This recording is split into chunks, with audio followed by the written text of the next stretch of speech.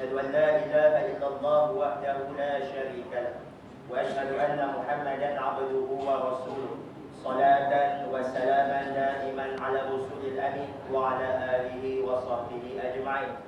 سبحانك لا علم لنا إلا ما علمتنا إنك أنت العليم الحكيم. قال رب اشرح لي صدري ويسر لي أمري واحلل عقدة من لساني يفقهوا قولي. وقال الله سبحانه وتعالى في كتابه الكريم بعد أعوذ بالله من الشيطان الرجيم بسم الله الرحمن الرحيم يا أيها الذين آمنوا اتقوا الله حق تقاته ولا تموتن إلا وأنتم مسلمون. صدق الله العظيم. Terima kasih saya ucapkan kepada yang berusaha mengurusi majlis, yang berusaha Ustaz Al-Razali selaku mengurusi surau serta ahli jawatan pasar surau, yang berusaha Encik Zamri bin Abdul Ghani, Guru Besar Sekolah Kebangsaan Sungai Lesung, yang berusaha Encik Junid selaku YDP PIBG dan HK, Wakil PPD Batang Padang, Encik Zul, guru-guru, ibu-ibu bapa, seterusnya anak-anak yang saya kasihi. Alhamdulillah. Alhamdulillah, kita panjatkan rasa bersyukuran kita kepada Allah Subhanahu wa taala kerana dengan limpah kurnia serta keizinan daripada Allah Subhanahu wa taala, tuan-tuan dan puan-puan, Allah Subhanahu wa taala telah merezekikan kepada kita dua nikmat yang mana kita tak sedar nikmat ini. Yang pertama, Allah Subhanahu wa taala merezekikan kepada kita pada saat ini, pada ketika ini, iaitu rezeki ruang masa. Yang mana orang selalu laung-laungkan sekarang, tak sempat. Kenapa tak boleh pergi surau? Tak sempat ustaz, saya berniaga. Kenapa tak boleh pergi sekolah? Ada majlis pemufakatan ibu bapa. Tak sempat ustaz, kami ni kerja. Semua alasan yang diberi adalah tak sempat. Sebab apa? Sebab mereka ini tidak direzekikan oleh Allah Subhanahu wa taala ruang masa untuk mereka beribadah kepada Allah, ruang masa untuk mereka memberikan sesuatu penghargaan kepada anak-anak mereka. Itu yang pertama. Dan yang kedua, kita bersyukur Allah Subhanahu wa taala masih lagi mengekalkan satu rezeki yang amat besar, iaitu nikmat keimanan dan nikmat taufiknya ke dalam hati kita. Dicampakkan nikmat iman, iaitu hidayahnya letak dalam hati kita, dan dia gandingkan bersama iman itu adalah taufik. Ramai orang sekarang ni tuan-tuan, oh kami ni beriman, orang Islam beriman, tetapi tak ada taufik di dalam imannya. Apa akan jadi? Azan sebelah telinga pun tak memberi apa-apa kesan. Kerja dia gali lubang kubur, tetapi kematian tidak memberi keinsafan kepada diri dia. Sebab apa? Ada iman, percaya tentang kematian, percaya tentang rezeki, percaya tentang kekuasaan Allah, tetapi tak ada kecenderungan hati nak buat apa yang Allah Ta'ala suruh, nak tinggalkan apa yang Allah Subhanahu Wa Ta'ala larang. Itu dua nikmat yang sangat-sangat besar, rezeki yang sangat besar Allah Ta'ala dah kurniakan, campakkan dalam hati kita pada malam ini. Alhamdulillah. Awal-awal saya cuba nampak macam kasar kasar sikit apa.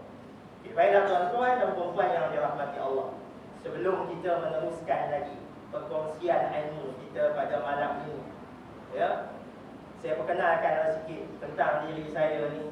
Tak kenal pun kan, datang pada ceruk mana tiba-tiba datang nak mengajar kami, nampak muda lagi kan.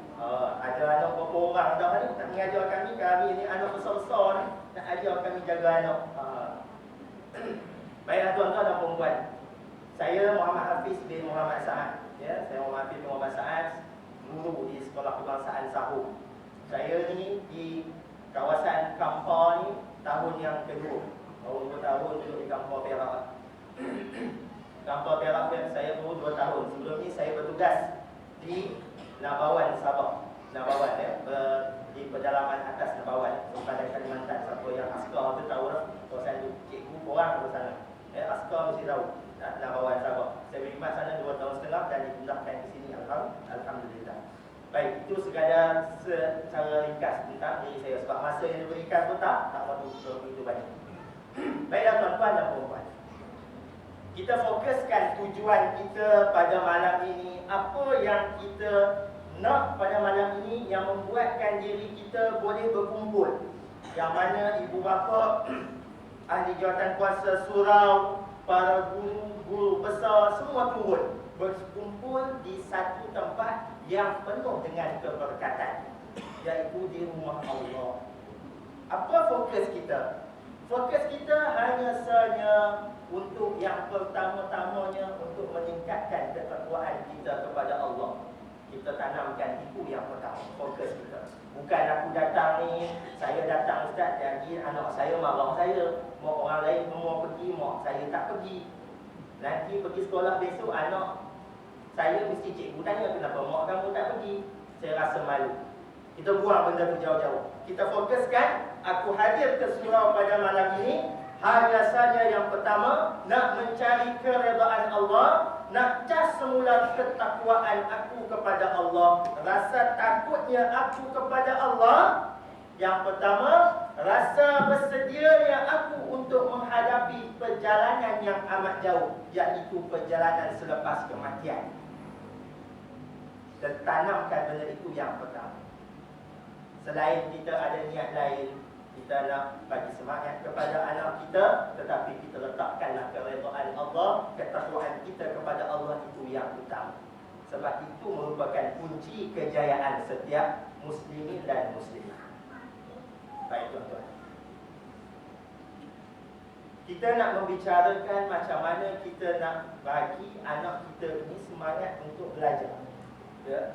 Nak suruh anak kita ni bersemangat untuk belajar, dan semua orang nak anak dia ni jadi lebih baik daripada dia. Dia tak nak anak dia ni jadi sama macam dia ataupun kurang macam dia. Sama juga dengan cikgu. Cikgu ni dia ajar anak murid dia tuan-tuan. Anak murid dia jadi doktor, jadi lawyer. Cikgu tak berubah, cikgu dah sampai ke mati. Dan cikgu tak pernah iri hati. Sebab apa? Dia rasa satu kepuasan bila anak-anak murid dia tu berjaya. Sama juga dengan ibu bapa. Ibu bapa pun sama macam tu. Dia nak anak dia berjaya, tetapi berjaya yang macam mana yang kita nak. Sebab kejayaan yang kita nak untuk anak-anak kita ni tuan-tuan dan perempuan tak sama macam mana kejayaan yang kita nak macam orang kafir nak anak mereka berjaya. Saya nak kongsi satu kata-kata. Satu kata-kata iaitu wasiat Imam Asy-Syafi'i rahimahullahu ta'ala. Imam Syafi'i ni semua sedia maklum, Imam mazhab Asy-Syafi'i. Imam Syafi'i ni umur 9 tahun khatam Al-Quran. Kita anak kita 9 tahun Iqra pun tak kenal lagi. Umur 10 tahun Imam Syafi'i ni dah jadi mufti di Mekah dan Madinah. Kita umur 15 tahun mandi pun bogel lagi. Mandi wajib pun tak kena lagi. Kita nak kongsi apa mutiara kata yang ditinggalkan oleh Imam Asy-Syafi'i. Imam Syafi'i kata, tuntutlah ilmu seberapa banyak yang mungkin, kerana ia akan menjagamu dan membuatmu cemerlang di dunia dan di akhirat. Di samping ianya menjadi amalan para nabi, rasul dan orang-orang saleh. Imam Syafi'i kata, tuntutlah ilmu sebanyak mungkin. Kita suruhlah anak kita ni belajar sebanyak mungkin. Bukan sekadar dia belajar di sekolah saja tuan-tuan. Suruh dia belajar ilmu-ilmu lain. Duduk di rumah, ilmu kemahiran yang lain pun diajarkan juga. Menguruskan rumah, basuh pinggan sendiri, belajar potong sayur. Jangan hanya suruh kakak, abang belajar aja, benda lain biar mak yang buat. Tak boleh. Tak kena tu. Cara didikan itu tidak kena. Kalau kita tengok, ya, sunnah Rasulullah SAW tinggalkan kepada kita. Dia kata, ajarkan kepada anak kamu yang pertama berenang, Yang kedua, memanah. Dan yang ketiga, menunggang kuda. Tak ada pun dia suruh belajar matematik, tak ada pun dia suruh belajar sains. Tetapi dia tekankan dalam hadis ini tiga benda ini. Yang mana tiga benda ini, tuan-tuan dan puan-puan, menunggang kuda, memanah dan berenang ini mengajar anak-anak kita supaya dia berdikari. Berdikari. Boleh berdikari. Berenang, tuan-tuan, tak ada orang boleh tolong berenangkan kita. Jatuh lemas, kena berenang sendiri, kena usaha sendiri. Berdikari.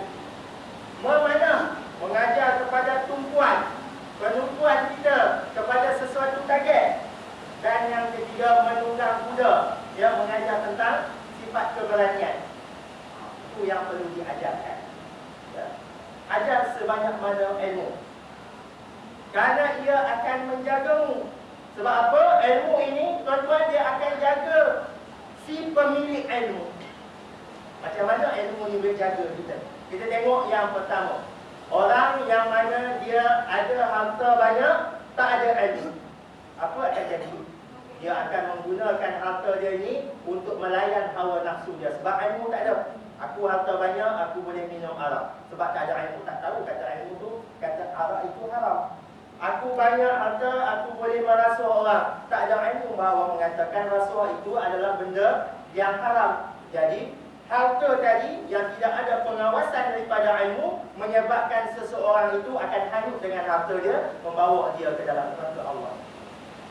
Dan satu lagi, individu ini ada ilmu, ada harta, tetapi bila ada ilmu, ilmu ini akan jaga dia, tuan-tuan. Dia ada harta banyak, dia tahu ke mana dia nak belanjakan harta. Dia tahu di dalam harta dia itu ada sesuatu yang mesti diberikan kepada orang lain. Jadi ilmu dia tadi menjaga dia daripada dia hanyut dibawa arus ke dalam neraka Allah.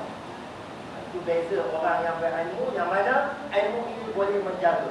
Kita suruh anak kita belajar, dalam masa yang sama kita niatkanlah aku nak suruh dia belajar supaya ilmu ini boleh jaga dia. Bukannya nak dapat 6A sahaja UPSR. Sekarang dah 6A, bukan 5A lagi. Ya, abad 21 dah 5A, 6A. Bukan sekadar itu saja yang kita nak. Nak sesuatu ilmu yang boleh menjaga dia di dunia dan menjaga dia di akhirat. Dan membuatmu cemerlang di dunia dan di akhirat.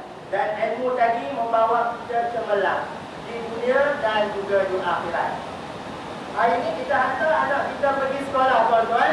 Kita nak dia berjaya di dunia. Kenapa hantar anak pergi sekolah? Aku nak anak aku nanti tak minta sedekah macam orang lain. Aku mati nanti, aku pejam mata, dia ada kerja besar. Dia hidup tak menumpang. Dia hidup tak melarat. Dia hidup tidak meminta-minta dengan orang. Itu tujuan yang pertama orang yang hantar anak dia menuntut ilmu. Itu ibu bapa yang biasa. Kita nak jadi ibu bapa yang super luar biasa. Macam mana cara dia? Aku hantar anak aku ke sekolah. Yang pertama untuk dia kenal siapa Tuhan dia. Macam mana nak kenal siapa Tuhan dia? Pagi-pagi, tuan-tuan, kita nak hantar sekolah pada anak kita. Kita nak hantar dia ke sekolah. Kita nak kirimkan dia ke sekolah. Apa yang kita cakap dengan anak-anak kita? Tak ada cakap apa-apa, Ustaz. Tanya dia belanja dah ambil ke belum. Jaga baju elok, jangan bagi foto. Nanti balik foto, kalau tak nak basuh. Itu yang saya pesan.